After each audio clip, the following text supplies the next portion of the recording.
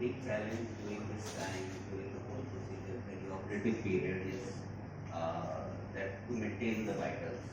Now, because of the mass and because of the volume, and it is compressing the heart, so it was very difficult. We had to put intensive monitoring lines to monitor his beat-to-beat blood pressure and to see his beat-to-beat oxygen level. All those things we did, and very meticulously we preloaded it with volume because we knew once we used the anesthesia, his blood pressure will fall down, and we had put lines and all. So it was a very challenging case, and because of the approach when he was putting his hand in the chest cavity, it became more challenging. That time we had to maintain his vitals because weight of the tumor, weight of the surgeon's hand, there are lots of hands going inside the chest cavity. So, but by grace of God, we were finally able to maintain his vitals. He was shifted to the post-operative period.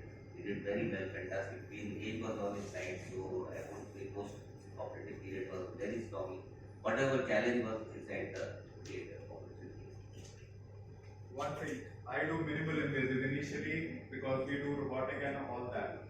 The bulk of the tumor was a contraindication, and there was no approach through which we could approach it minimal invasive because this was such a huge volume.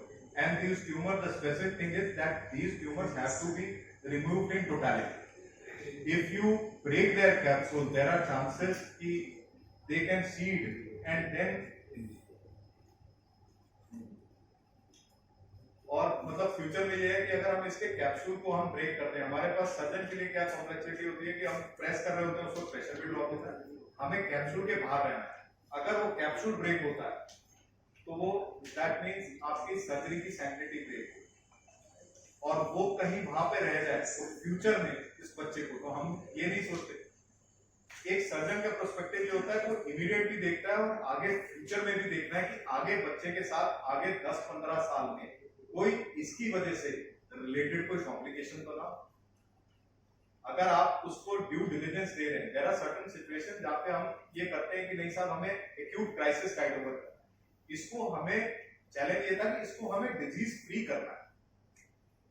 For a surgeon that is the biggest challenge कि आगे future में भी इसको 17 year old, he has a long life to go. अगर आप उस वक्त पूरी डेक्सटेरिटी से वो चीज ना करें और आपका कैप्सूल ब्रेक हो जाए, तोड़ने को तो we can slice it and do it minimal invasive on slice करके, but that would have breached the basic ethos, जो बेसिक एथॉस है सर्जरी का, इस तरीके के कैप्सूल के साथ रिमूव करना है, वही ब्रीच हो जाए। So that was the thing. सक्षम और उसकी मम्मी कुछ कहना चाहे?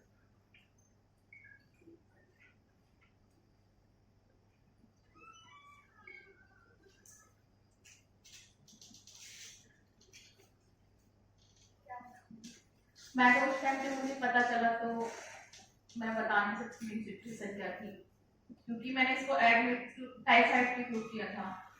उसी टेस्ट के दौरान इसकी चीज सामने आई, तो पहले मुझे लगा जैसे डिस्कस हो रहा था कि कुछ कैंसर टाइप का है, तो मेरा तो दिमाग ही नहीं गया था। लेकिन सर ने बाद में मुझे सजेस्ट करा, समझाया, तो समझ में आया कि ये चीज़ ठीक हो जाएगी।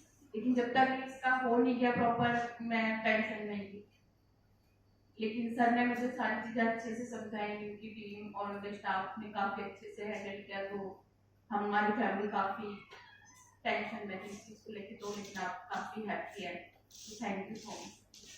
मैं बताता हूँ, क्योंकि टाइफाइड के लिए फिजिशियन के अंदर एडमिट हुए थे, सीटी हुआ था, मैं ऑपरेट कर रहा था, मेरे को फोन कॉल आया फिजिशियन का कि आप जरा सीटी देखें, और immediately this is a protocol in our hospital कि कोई भी अनयूजुअल चीज पता चलती है तो you have to inform the concern department so that if there is any crisis everyone is informed. So CT scan से भी मेरे को फोन आया, और बहुत बड़ा ट्यूमर है, जो हेड ऑफ द डिपार्टमेंट है हमारे सीटी स्कैन के, बहुत से बहुत चैलेंजिंग हुआ है, बच्चा है उसके बहुत बड़ा ट्यूमर। फिजिशियन का फोन आया, मैंने कहा मैं अभी ऑपरेट कर रहा हूँ। When I went to the room, तब तक फैमिली को आइस ब्रेक कर चुके थे फिजिशियन, एंड ये बता नहीं रहे, शी वाज क्राइंग। किसी का भी बच्चा, और सडनली आप उसके सामने कहो कि टाइफाइड के लिए आया, फीवर के लिए आया, और उसको ये बता दो कि आपके छाती में इतना बड़ा ट्यूमर है जो पूरे हार्ट को और लंग को वो कर रहा है, it is not easy. Even as doctors चाहे हम अपने प्रोफेशन के लिए कोई भी हमें आके कहे कि यार ये प्रॉब्लम है, we get taken aback, we are also human being, हमारे भी sentiment, and I saw her, she was crying, she was not eating, she did not utter a word. तो मैंने कहा अभी कुछ नहीं करना, आप घबराओ नहीं, दैट इज ऑल। ये अगर किसी चीज का, किसी प्रॉब्लम का सॉल्यूशन है, so it is not a problem. It is not that कि फर्स्ट टाइम हम ऐसी सर्जरी कर रहे हैं, वो हमें मालूम है इसका टाइम टेस्टेड सॉल्यूशन है, हमें प्लानिंग करनी है। प्लानिंग के अंदर हमने इनको सर्जरी का कुछ रिस्क भी बताया, बट मैंने ये कहा था कि अगर हम डिलीजेंटली रहेंगे तो रिस्क नहीं, रिजल्ट्स अच्छे आएंगे। एंड आज ये है कि रिजल्ट्स यार बोल नहीं रहा है, वैसे इसको आई थिंक कॉम्प्लेक्स लाना पड़ेगा तभी बोलते हैं।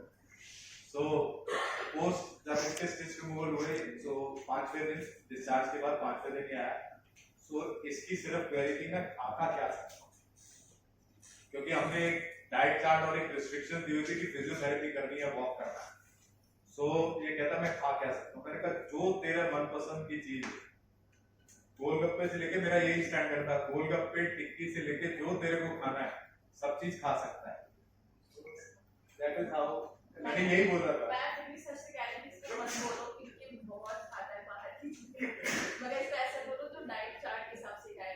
मैंने इसको बोला जो भी, बिकॉज बॉडी उस वक्त रिकवरी फेज में, we need lot of protein, we need everything, और जो अंदर से बॉडी उस वक्त चाहिए, हम एक हफ्ता 10 दिन हम कुछ नहीं देखते कि कुछ भी डाइट खाए, because we need body to have energy, and energy comes from the food and right kind of.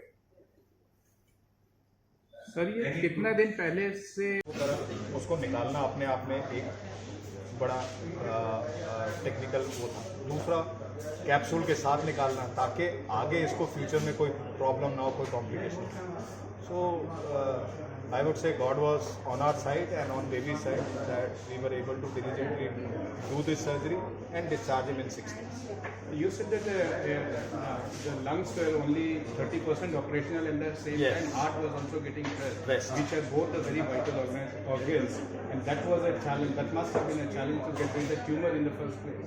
That was the biggest challenge because lungs during anesthesia we have to, मैं जैसे जैसे ट्यूमर को निकालने के लिए manipulate धीरे धीरे करता था, उस टाइम पे हार्ट पे इस ट्यूमर का और प्रेशर, और मेरे हाथ का भी, क्योंकि मैं भी उसको वो कर रहा हूँ। So this was a challenging case which my anesthesia colleague handled it diligently and we do it, so we were able to do it. Sir, you said about that the heart rate and the BP was very low when the whole operation was going on. How tough, because now the tumor was coming out, which was good thing, but at the same time you had another complication to handle. See, because of the mass effect and the volume effect of the tumor, what was happening, it was actually compressing both lungs and the heart. So obviously, because of the tumor mass and volume, the function of both was being hampered. So during surgery, what the major challenge was to maintain the hemodynamics. So for that, we have a very like invasive lines to monitor beat to beat blood pressure and saturation, oxygen saturation, to monitor the lung functions. So we have monitors which we employed in this case, and obviously it was tough for us, and we are thoroughly vigilant throughout the case, and we had to use some vasoactive drugs to keep its blood pressure at the correct level, so other organs are not. So fever के लिए आया था, किसी और चीज़ के लिए evaluation में आया, और उसमें उस एवैल्यूएशन के दौरान सीटी स्कैन और एक्सरे हुआ, जिसमें पता चला कि बहुत बड़ा ट्यूमर है चेस्ट में, जो कम्प्लीटली हार्ट और 2/3 लंग को कंप्रेस कर रहा है। सो चैलेंज तो वहीं से स्टार्ट हुआ। फैमिली को ये आइस ब्रेक करना कि भैया एक चेस्ट में ट्यूमर है, और हर एक को कोई वर्ड ट्यूमर यूज़ करता है, वो कहता है cancer. So mother was also emotional. दूसरी चीज़, पेशेंट आया, कहता मैं तो फीवर के लिए आया, आप एक नई चीज़ और निकल गई। So that was disheartening. उसके बाद इस तरीके का ट्यूमर जो पूरे चेस्ट कैविटी को कवर कर रहा है, उसको निकालना, उसके लिए एक अप्रोच तैयार करना, right from anaesthesia to surgery was a challenge. हर एक चीज़ was challenging from the word go itself, but yes हमने पहले ऐसे कॉम्प्लेक्स करे हुए हैं, तो हम कॉन्फिडेंट थे कि हम इस बच्चे के लिए we would be able to give proper treatment. Sir ये कब होता है और जो लोग देखें, ये दर्शक जो देख रहे हैं, तो आपने कहा ये एक रेयर ट्यूमर है, बट जो दर्शक देख रहे हैं वो कैसे समझे कि इस तरीके की समस्या भी हो सकती है, कब हो सकती है, किस उम्र में हो सकती है? बिल्कुल आपने सही सवाल, मैं उसी के लिए कह रहा हूँ, एक रेगुलर हेल्थ चेकअप। देखिए हर एक जगह दूसरी कंट्रीज में क्या होता है, बच्चा जैसे 7 साल का होता है तो उसका रेगुलर हेल्थ चेकअप होता है, बच्चा 10 साल का होता है उसका एक रेगुलर हेल्थ चेकअप। तो कुछ चीज़ें जो हमारे अंदर हिडन है उसको हम सिर्फ प्रॉपर हेल्थ चेकअप, स्कूल्स में हम लोग हेल्थ चेकअप कराते हैं, उसमें एक प्रॉपर एवेलुएशन हिस्ट्री होती है। अगर कोई किसी ध्यान से हम किसी पेशेंट की हिस्ट्री लें तो उसको हम पकड़ सकते हैं। देखिए ये अगर आप ये पूछें कि ये रेयर ट्यूमर के लिए हम ऐसा नहीं है कि हर एक जो भी बच्चा है 10 साल का उसका हम CT स्कैन कराएं, ये ओवर डू होता है। एक नॉर्मल हेल्थ स्क्रीनिंग एज के हिसाब से होते हैं जिसके अंदर हम मोटा मोटा 95% चीज़ें पकड़ सकते हैं। तो देखिए इस बच्चे के लिए तो हम बहुत ओवर कॉन्शियस थे, क्योंकि 17 साल का है, इसको बहुत लंबी लाइफ थी, तो हमने इसका ट्यूमर का एक एक हिस्सा जो पॉसिबल आगे फ्यूचर में बना सकते हैं हमने उसको निकाल दिया। तो 99% चांसेस तो इसको वो कुछ नहीं होगा, but initial 6 weeks to 2 months हमने ये कहा था कि इसको एक्सटेंसिव फिजियोथेरेपी करनी है, अपना मसल मास बढ़ाना है और रेगुलर चेकअप है, यही प्रिकॉशन।